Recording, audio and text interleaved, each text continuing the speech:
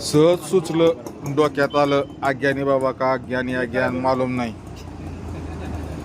आपण आपल्या लेकरा बाळांना म्हणजेच युवा पिढीला पुढील पिढीला नेमके कोणचे विचार द्यायला लागलो आणि कोणचे विचार दिल्यानं कल्याण होईल, कळतंय का वळतंय का कळत नाही तुमच्या तुम्ही ठरवा. भेदभाव करणे हे संस्कार आपण पुढील पिढीला द्यावे का? भेदभाव, जातीयवाद, पुन्हा अस्वच्छतेचे नियम, पुन्हा अजून दांगा, नेमकं कोणचे आपण विचार पुढील पिढीला द्यावे.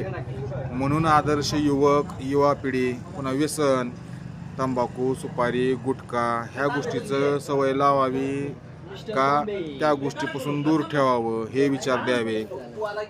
जातीयवाद, भाषावाद, प्रांतवाद ह्या गोष्टी कराव्या का न करू नये हे संस्कार दिल्यानं जातीवाद संपुष्टात येईल, माणुसकी वाढ होईल, एकमेकांना सहकार्य करा ह्या गोष्टी शिकवाव्या का एकमेकाबरोबर भांडणं करा, गटतट करा ह्या गोष्टी शिकवाव्या. आता जास्त त्यानं ठरवावं नेमकं चांगलं काय, योग्य काय, वाईट काय हे शिकवायचं का वाईट गोष्टी शिकवायच्या हे आता तुमचं तुम्ही ठरवा, तुमचे तुम्ही सांगा.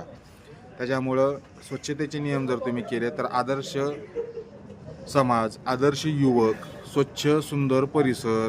आता तुम्हाला पाणी हवं आहे तर निसर्गाचं संवर्धन रक्षण हे करायला शिकवायचं का झाडं तोडायला शिकवायचं का कुठे बी कचरा फेक, कुठे बी काही बी कर ह्या गोष्टी शिकवायच्या.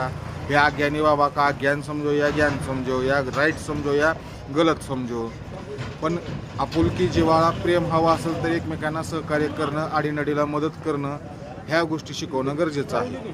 स्वच्छ सुंदर परिसर तुम्हाला हवा असेल तर त्यांना स्वच्छतेच्या गोष्टी शिकवणं गरजेचं आहे.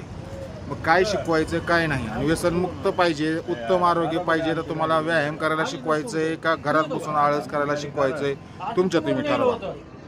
त्याच्यामुळे उत्तम आरोग्यासाठी व्यायाम करावा हे मला तर कळतंय, पण तुम्हाला कळतंय का नाही, तुम्हाला शिकवायचं का नाही मला कळत नाही.